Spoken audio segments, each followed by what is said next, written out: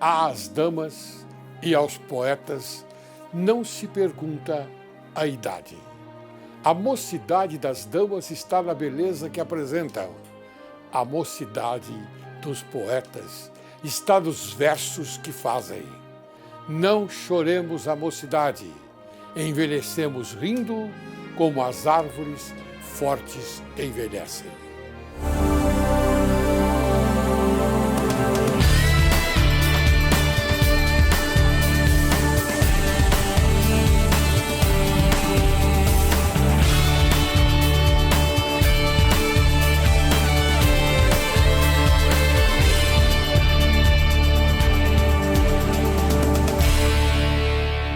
Direito e Justiça em Foco é o teu programa e o Brasil, teu país.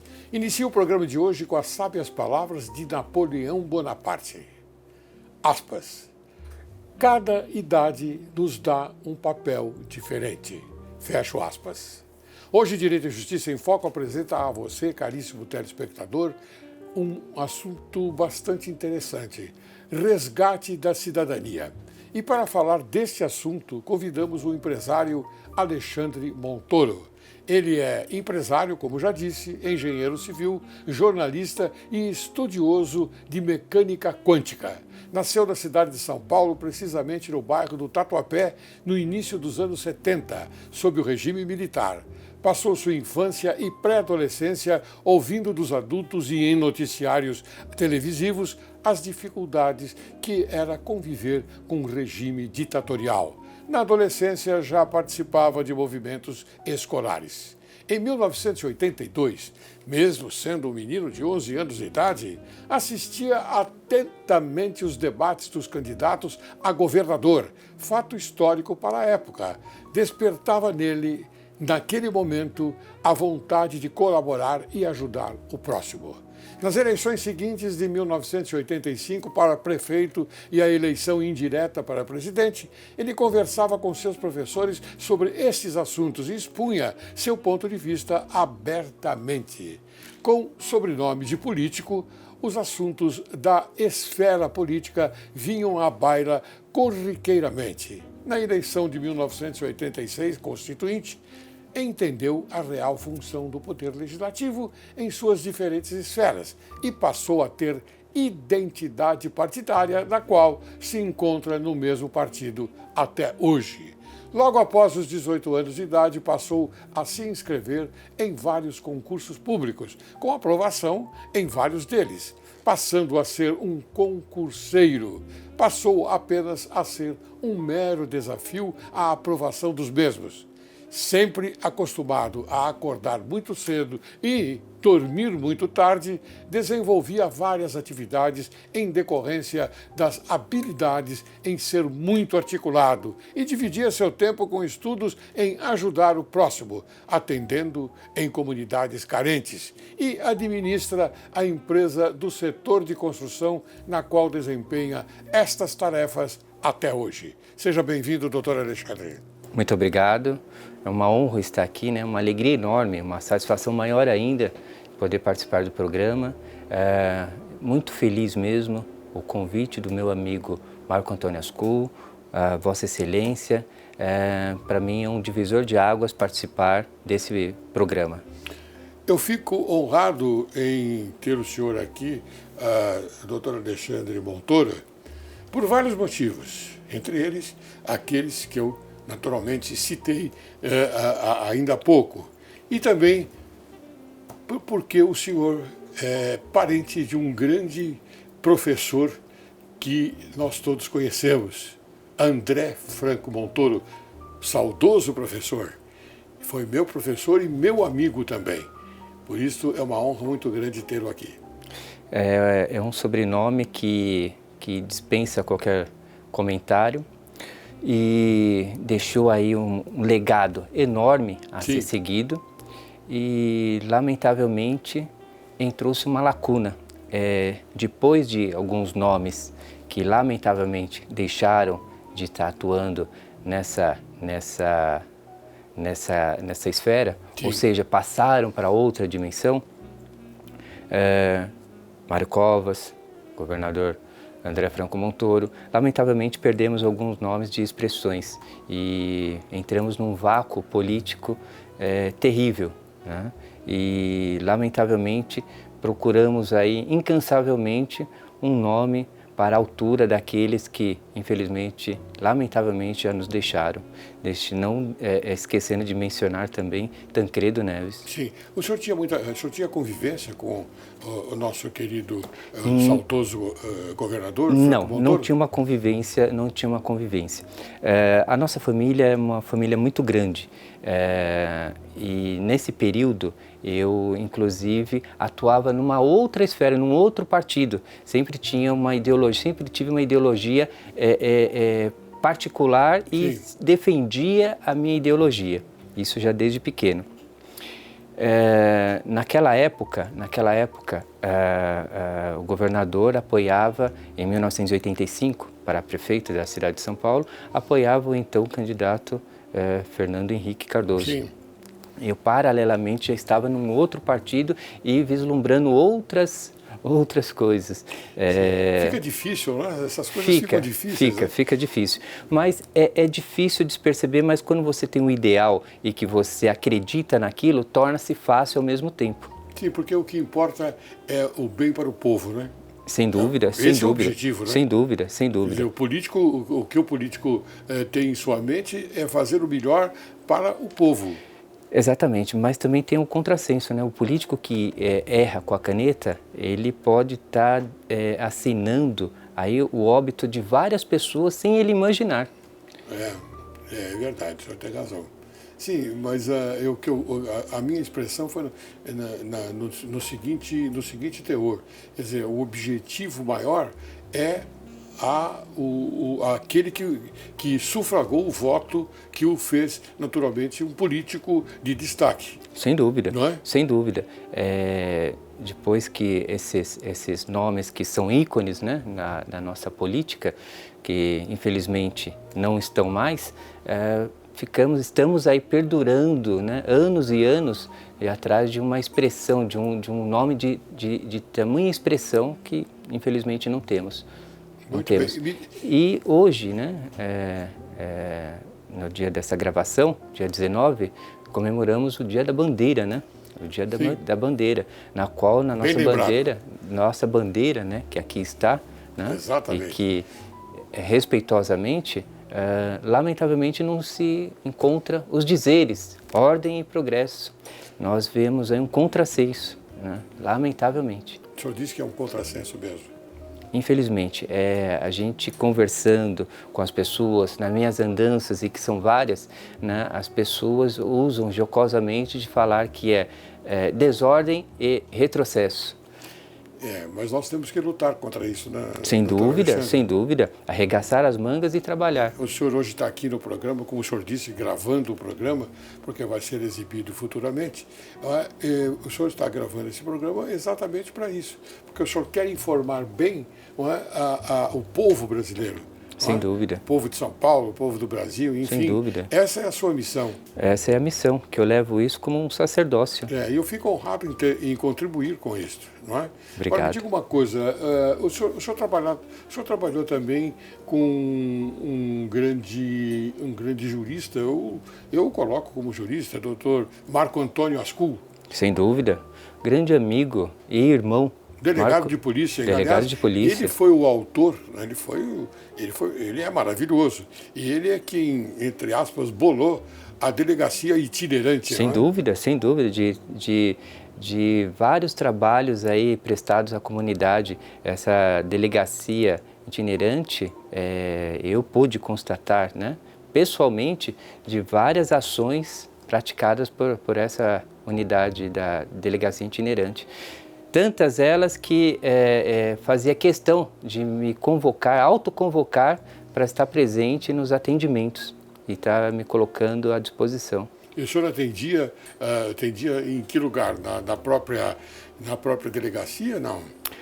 A delegacia ela se locomovia para várias esferas, né, para várias regiões da cidade. E lá... Sim, eu digo, o senhor atendia nessa delegacia que era itinerante. Exatamente. O senhor ia para os lugares. Me autoconvocava para o doutor Marco Antônio, não esperava nem ele me chamar, mas eu me convocava e como um soldado para poder colaborar do que ali me coubesse no momento. Eu queria até deixar bem claro aqui que determinadas pessoas, determinados profissionais, como esse que eu estou citando agora, o Dr. Marco Antônio Ascu, eles são importantes na cultura brasileira e também naquilo que fazem, porque eles são devotos, bastante devotos a fazer com que o povo fique satisfeito. Veja só, a delegacia itinerante é aquela que vai de encontro àquele que está sofrendo uma aflição, um problema, um roubo, um assalto, enfim, um furto, uma coisa mais ou menos assim, não é? Veja bem, hoje em dia a questão de uma lâmpada queimada é questão de segurança pública. E a delegacia constatava esse problema, que elementos estranhos à comunidade cometiam esses delitos, né, com a facilidade dessa lâmpada queimada, da escuridão que perpetuava aquele local. E aí eu entrava no circuito fazendo um documento informando a municipalidade local para que se pudesse estar substituindo aquela lâmpada queimada. Sim. O senhor está falando muito em municipalidade. Eu tenho uma pergunta, daqui a pouquinho vou fazê-la, a respeito exatamente dessa menção. Porque todos nós entendemos que nós vivemos no Estado, na verdade. Mas eu tenho uma pergunta específica para isso, porque nós podemos afirmar até que não moramos na União, não moramos no Estado, mas moramos no município. O senhor concorda? Por favor, explique melhor. Total, concordo em gênero, número e grau, porque todas as riquezas, é gerada no município. Né? Lamentavelmente, existem as regras tributárias de que os recursos não são todos destinados para aquela municipalidade, digamos assim. O município recolhe seus 5%, o estado os 25%, a União 70%.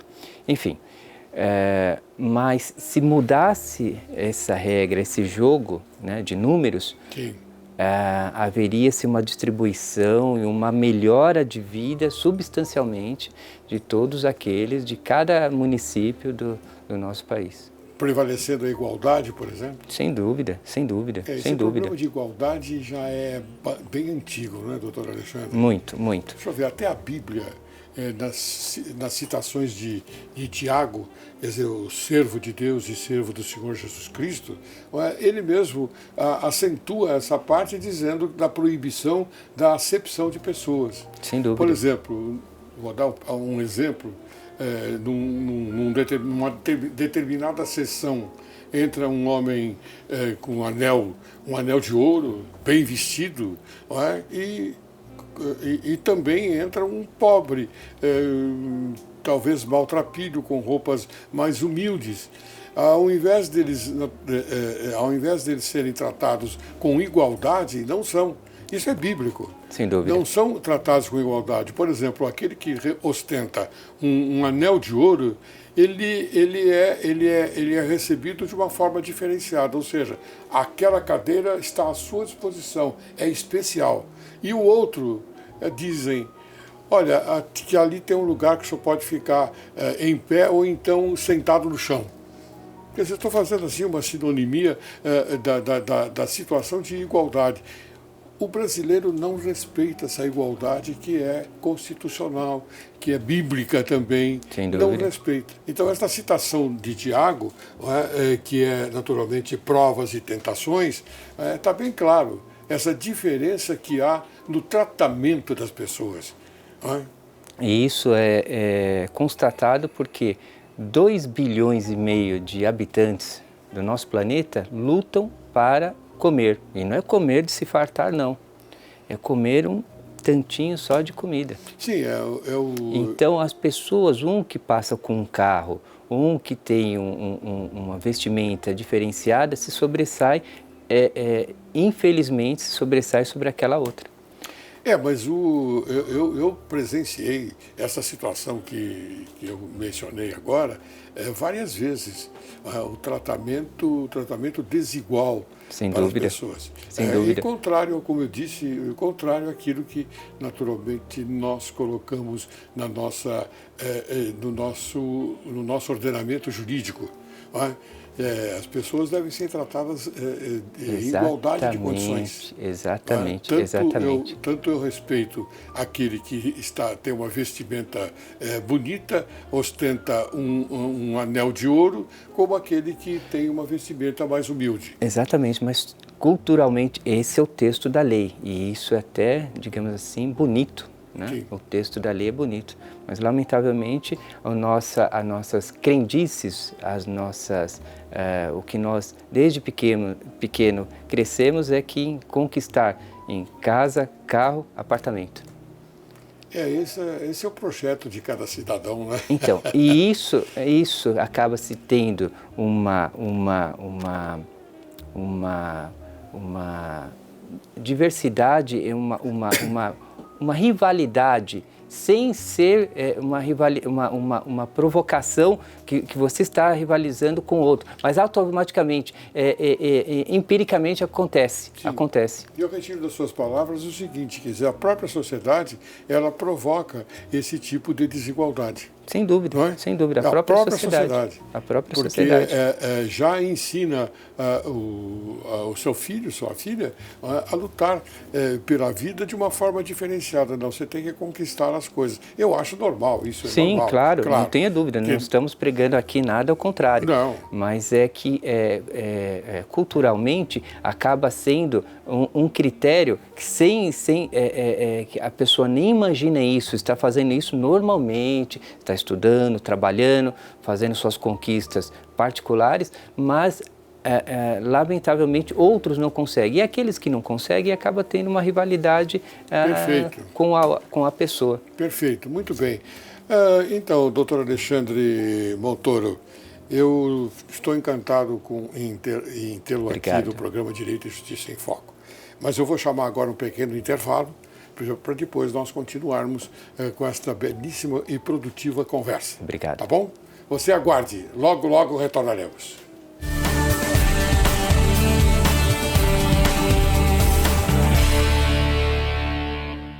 Olá! Você gosta de comer massa italiana, ou seja, macarrão? Vou lhe dar uma dica. Faça como eu. Saboreie as massas genuínas produzidas com a matéria-prima italiana pela La Verità.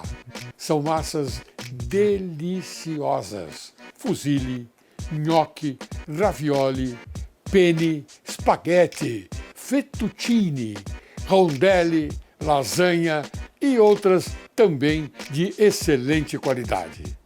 Você encontra a Rotisserie na Rua Martim Francisco, 430, no bairro de Santa Cecília. Para mais informações, acesse o site abaixo. Olá, hoje irei falar sobre disciplina positiva e seus mitos.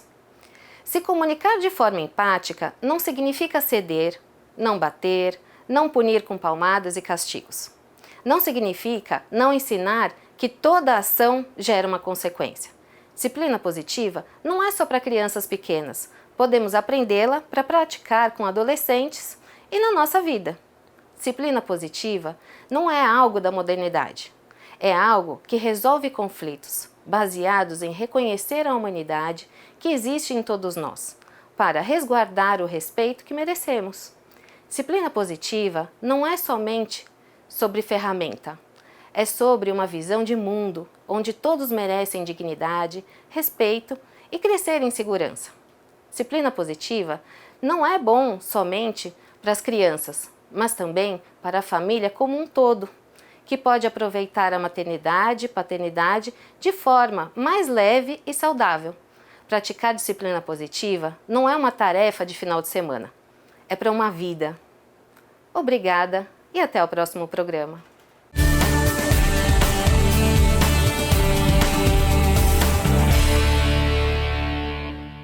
Retornamos. Hoje conversando com o excelente empresário, doutor Alexandre Montoro. É um prazer enorme tê-lo aqui, viu, doutor Alexandre? Eu que agradeço, muito obrigado. E a conversa está sendo muito boa, porque o nosso telespectador está observando essas colocações que o senhor faz com muita inteligência e próprias também. Aliás, embargador, quero deixar um abraço, né, meus cumprimentos a cada um dos telespectadores, pois são telespectadores diferenciados, telespectadores inteligentes, e é uma honra dirigir a palavra para cada um deles. Ótimo, muito bem. Eu fico também bastante agradecido pela sua menção, viu? Bem, vamos continuar então. Vereador, o que significa vereador na expressão da palavra? Qual o significado que o senhor entende? A palavra vereador, ela vem de veredas, né? Mas não tem nada a ver com o poeta, né? Não. Mas que é de administrar, de fiscalizar, mas também a nossa descendência, né, dos portugueses, e o vocabulário que trouxe, né, aqui. E o português, e é comum a gente ouvir até hoje ainda, eles usam a expressão vai vere. Como é que é? Vá vere, né? Então eles usam vá vere. Então, antigamente vai vere a dor de fulano, vai vere como estar Beltrano, vai vere como estar ciclano. Então, foi se juntando, né, de todos esses vocábulos e ficou-se vereador. Mas que é a expressão que, voltando a falar, o vereador é o político mais próximo da comunidade, da população, do município. Então, ele que verdadeiramente tem que ver a dor da pessoa, né, do que está passando, aquela dificuldade, o ônibus que não passa no horário, que resulta no atraso da chegada do trabalho da pessoa que faz uso daquele transporte coletivo. O prejuízo que causa exatamente. Problema. O medicamento que não tem naquela unidade de saúde, ou a falta de profissionais que acarreta também, ou não bom atendimento.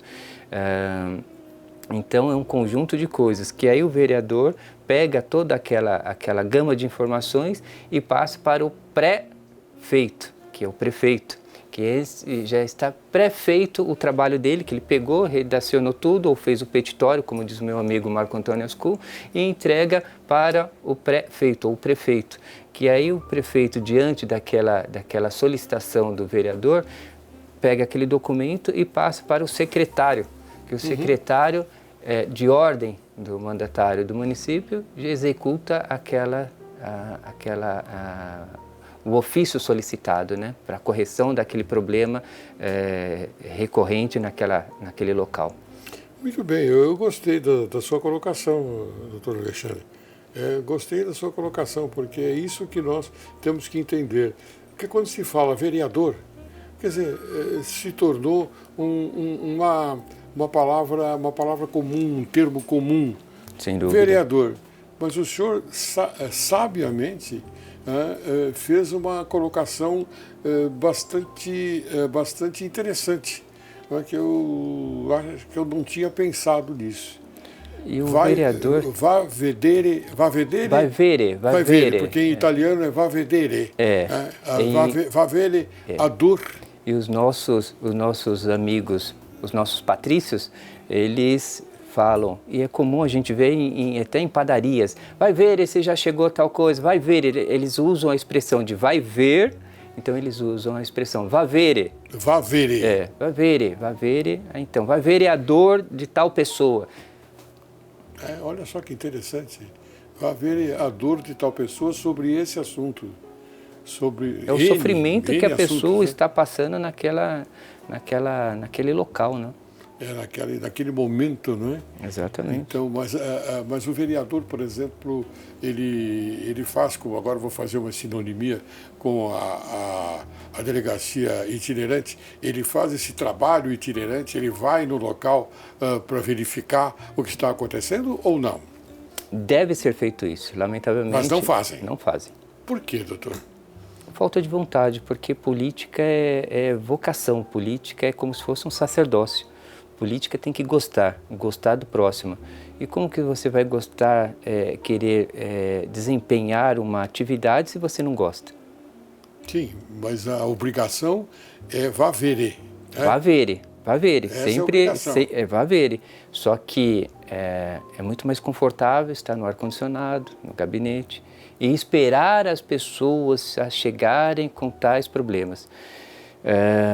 É isso que eu falo com meu amigo Marco Antônio Ascol, de que deve-se existir, né, o gabinete itinerante. O vereador está percorrendo pela cidade e isso deve acontecer, é o mais sensato, destinar dia da semana para que o vereador possa fazer isso. Agora, aquele vereador que é de vocação, que tem o amor no que faz, ele não precisa de nenhuma decreto municipal, de uma legislação para fazer isso. Ele vai lá, ele pega o seu próprio carro, os meios próprios e vai lá verificar a comunidade. Oxalá, doutor Alexandre, que a nossa conversa de hoje faça eco na Câmara Municipal e também no gabinete do prefeito, porque vereadores e prefeitos, eles estão sempre juntos, não é? Sem dúvida, sem dúvida. E além de estarem juntos, forma-se um exército de assessores impedindo a comunidade, os eleitores, aqueles que realmente necessitam de se achegar a tais políticos, tais mandatários. Mas como eles não foram eleitos para isso? É um contrassenso. Eu espero que o programa de hoje seja um alerta para a Câmara, que daqui para frente use esse termo que o senhor usou bem, vá vere. Vá vere. Vá ver, quer dizer, vai ver o que está acontecendo nessa comunidade, vai ver o que está acontecendo com essas pessoas, vai ver o que está acontecendo em qualquer outro lugar. É isto? Exatamente, exatamente. Um município que é um município rico, é o 10º município mais rico do mundo. São 54 bilhões de arrecadação, 54 bilhões de reais de arrecadação. São 450 bilhões de PIB, Produto Interno Bruto. Isso nos próximos anos, estimativa que em 2025, torna-se a ser a 6ª cidade mais rica do mundo. Mas, paralelamente, também o endividamento da cidade está em 54 bilhões, ou seja, aquilo que arrecada é aquilo que se deve. Mas por que se deve mais do que se arrecada? Será que é porque é mal distribuída, esses valores são mal distribuídos? Olha, isso já vem um problema, digamos assim, usar o termo médico, congênito.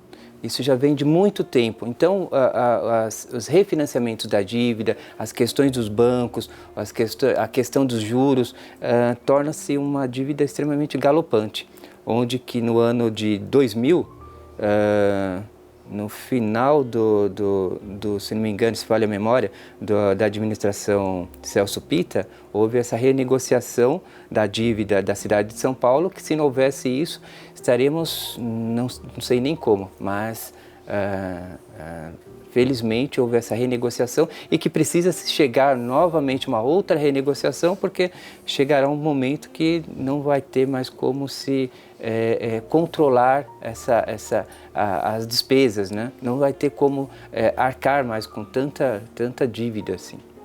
Então, senhor prefeito, senhores vereadores, que naturalmente ostentam esse poder no estado de São Paulo, hoje nós fomentamos aqui neste programa o gabinete itinerante, como bem falou o doutor Alexandre Montoro.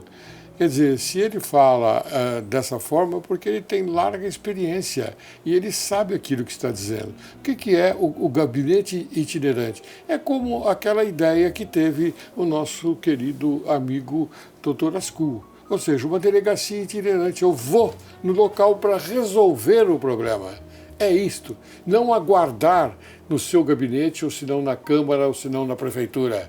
Eu tenho que sair daqui onde eu estou sentado comodamente para ir no local e resolver o problema com todo o staff que eu puder. Ou seja, com seus assessores para poder executar um serviço que está necessitando que se execute. Exatamente, exatamente. E não aguardar que aquele que está sofrendo o problema se dirija à prefeitura, aos gabinetes dos senhores vereadores. Quer dizer, aqui nós estamos colocando o dedo na ferida. Não sei se eu posso me expressar dessa forma. Com certeza, porque aquela pessoa da periferia da cidade, aquela pessoa mais humilde, ele fica até acanhado de chegar até a Câmara Municipal. Ele fica até meio que sem graça diante da forma que parece que ele está pedindo um favor gigantesco, que na verdade não é um favor, né? É uma prestação de serviço. Sim, é uma obrigação. Daquele que foi eleito, né? Sem dúvida. Não só uma obrigação perante os seus eleitores, como também uma obrigação perante ao município, né? Sem dúvida. Perante o município. E isso nós já conversamos aqui a respeito, mas tornamos a falar que nós não moramos no Estado, nós moramos no município. Exatamente, é isso, exatamente. O senhor quer desenvolver melhor essa parte? Essa expressão, porque... Melhor do que eu falei. Porque nós geramos riqueza, nós trabalhamos no município, nós vivemos, nossos filhos estudam no município, toda a gama de atividade é toda desenvolvida no município. E sendo assim, podemos afirmar, e isso não é nada que é novo, isso... O professor André Franco Montoro já dizia isso há muitos e muitos anos. Aqui estou apenas parodiando o que ele falava já nos anos 70, né? Que não moramos na União, não moramos no Estado, moramos sim no município. Isso é mais do que pertinente. É bem verdade que deve-se ter uma readequação desses números tributários para que possa fortalecer ainda mais os municípios, porque muitos municípios, infelizmente, foram criados por critério político, não por necessidade. E municípios esses que não conseguem nem pagar sua própria folha de pagamento. E sendo assim, são municípios que ficam refém do fundo de participação do município, ou seja, é uma cota que a União devolve ao município, uma pequena cota, uma participação, mas tem municípios que vivem apenas em função disso. Municípios pequenos, municípios de 1.500 habitantes, municípios de 3.000 habitantes, que não possuem um parque industrial, não possuem uma forma de geração de renda, né, para onde ela possa estar tendo o seu ISS, o Imposto sobre Serviços, 5%, então ela necessariamente precisa desse fundo de participação dos municípios, que é distribuído pela União, para cada município da federação. É lamentável, porque a arrecadação do município ela é volumosa. Sem dúvida. Ela é volumosa. Agora, eu gostaria de saber aqui, sem entrar em qualquer outro tipo de mérito, o senhor deve ter me entendido, por que os políticos gastam tanto? É uma grande pergunta. Há de se ter critério. Vamos aqui fazer um comparativo. Na sua própria casa. É tornar os gastos públicos como se fosse os seus gastos para com a sua casa, para com sua família. É sempre verificado enxugamento de despesa, é sempre feito com critério. Lamentavelmente, nós não vemos isso na ordem pública. Porque, por exemplo, aqui na minha casa, na minha residência, o que nós consumimos, nós temos uma previsão, fazemos uma previsão. Aquilo que eu ganho, aquilo que eu posso gastar. Nada mais além do que eu posso gastar. Me parece que os políticos não pensam assim. Os políticos, o dinheiro não é deles. Não é? Chega fácil, me perdoe, hein? Sim. Isso aqui é coisa minha, eu me responsabilizo pelo que eu estou falando. O dinheiro chega muito fácil na mão dos políticos. Então eles vão viajar para Nova York, vão viajar para Roma, vão viajar para não sei aonde, tudo às nossas custas. Quer dizer, isso deveria ter um basta. Na minha visão, devia ter um basta. Sem dúvida, sem dúvida. Veja bem, é uma continha de mais e menos, é simples. É de adição e de subtração, é simples. É uma coisa que a gente aprende lá no primeiro ano, né? É mais e menos. Então, você ganha tanto, você gasta tanto. Então, tem mais e menos, você tem o resultado daquilo. Se você está faltando aquilo, você tem que diminuir. Infringindo o orçamento, né? Exatamente, exatamente. Mas também fazendo uma parte do nosso comentário, nem sempre, também não quero que me interprete mal, nem sempre o governante, o apelo do menor preço, ele é o melhor para o bem comum, bem de todos. Vamos ver assim. Na contratação de carros para a polícia, digamos assim, se a gente for pegar lá o critério do menor preço, comprar um carro popular, 1.0, e colocarmos ele para no patrulhamento de um pavimento asfaltado, um lugar urbanizado, digamos assim, aquele carro vai funcionar perfeitamente. Mas se esse mesmo carro, né, esse mesmo padrão de veículo, for colocado numa periferia da cidade, esse carro vai literalmente derreter. O desgaste é outro. Exatamente, exatamente. Então, o critério do menor preço, nesse caso, não se aplica. Sim. E, às vezes, pode ser até mal interpretado, mas tem que ter uma ponderação nesses fatores. Eu naturalmente entendo e concordo com o senhor. Eu concordo com o senhor, por administrar o dinheiro público não é fácil, não. Não é fácil. Não é fácil, é muito difícil, porque é uma responsabilidade muito grande. Sem dúvida. Não é? É uma responsabilidade. Eu não gostaria de ter essa responsabilidade, porque sempre a gente esbarra no exagero. Sem dúvida. E o exagero não é bom. Sem dúvida. O exagero é bom, a medida certa que é melhor.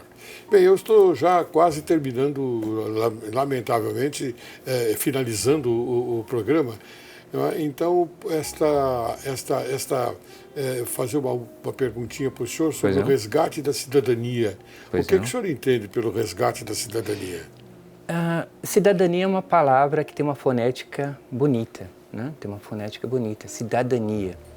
Mas, lamentavelmente, nós não encontramos a cidadania onde nós passamos. Não encontramos cidadania em postos de saúde, não encontramos cidadania nas escolas, não encontramos cidadania nas escolas públicas, não encontramos cidadania nos meios de transporte, não encontramos cidadania.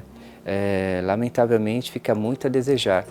E essa expressão, buscando sempre o resgate da cidadania, é justamente dar a oportunidade dessas pessoas terem a cidadania. Veja bem, no ano de 2011 para 2012, fui chamado por uma comunidade da Zona Leste da cidade de São Paulo, onde estava tendo uma desapropriação. Uma desapropriação para se criar um parque linear, que não tinha sentido aquilo. Evidentemente que houveram profissionais que fizeram um estudo daquilo e respeito, lógico, ao trabalho deles, mas tirar pessoas que já estavam com moradias consolidadas para se construir um parque linear, eu acho um pouco a mais e um pouco desumano. Na época, inclusive, era chegado o final do ano, estava próximo do dia 24, todo mundo querendo se confraternizar, e uma senhora chegou e falou assim para mim: olha, nós nem armamos nossa árvore de Natal porque nós nem sabemos se vamos ficar aqui. E aquela questão mexeu muito comigo, porque é tão natural e corriqueiro as pessoas chegarem no período de Natal, de festas natalinas, a armar sua árvore de Natal. E aquilo me fez refletir. Eu fui conversar na secretaria, né, na época, né, a respeito desse assunto, e chegou-se à conclusão que poderia-se esperar mais e aquelas pessoas não sofreriam aquela aquela retomada, a prefeitura não faria a retomada naquele momento. Ali já foi um pequeno braço de ferro ali que vencemos, né? Já foi vencido. Então, é o resgate da cidadania. A pessoa ter a sua moradia, poder ter a oportunidade, veja só, de armar uma árvore de Natal. É uma coisa tão simples, mas às vezes para pessoas muita burocracia, né? É uma dificuldade gigantesca. Mas é muita burocracia. Muito. Existem departamentos na cidade que você tem que percorrer, é sabido de todos, que eu não tenho mandato nenhum, mas existem departamentos que você tem que estar percorrendo para poder chegar e levantar aquele problema. Então, quando você chega a tal departamento, você já se depara com, pois não, já está te dando um não. Aí eu já brincando, né, para descontrair, eu já falo, pois sim. Né? Para poder quebrar o gelo e poder entrar no assunto e ver de que forma a gente pode estar intermediando de uma forma positiva aquele problema, aquela agrura que a pessoa está sofrendo ali no momento. Muito bem, eu espero, caro telespectador, que você tenha gostado das nossas colocações aqui, maiormente as do Dr. Alexandre Montoro. Eu já estou encerrando o programa. E antes de encerrar o programa, eu queria passar ao senhor, Dr. Alexandre, uma pequena lembrança desse programa com um livro da minha tradução do italiano para o português, de Silvio Ranieri, O Crime Complexo. Puxa vida, muito obrigado, muito obrigado. Ora, quem agradece sou eu. Suas considerações finais, por favor. Quero agradecer aqui, né, ao senhor, aos telespectadores e mais uma vez ao meu nobre amigo, né, e parceiro, Marco Antônio Ascul, na qual eu digo para ele que a lealdade é a irmã gêmea da gratidão. E eu sou grato ao meu amigo Marco Antônio Ascul. Não se esqueça, a lealdade é a irmã gêmea da gratidão. Bonita expressão, doutor. Obrigado. Que as pessoas deveriam usar sempre, ok? Muito bem. Encerro o programa de hoje com as sábias palavras de Cícero. Aspas. Ninguém é tão velho que não pense em poder viver mais um ano. Fecho aspas. Quero agradecer mais uma vez a presença deste notável empresário Alexandre Montoro, que muito honrou o programa Direito e Justiça em Foco e que esclareceu a sociedade brasileira sobre o resgate da cidadania. Mais uma vez, muito obrigado. Muito obrigado. Obrigado, viu, doutor Obrigado, Alexandre? eu que agradeço. Parabéns, viu? Parabéns.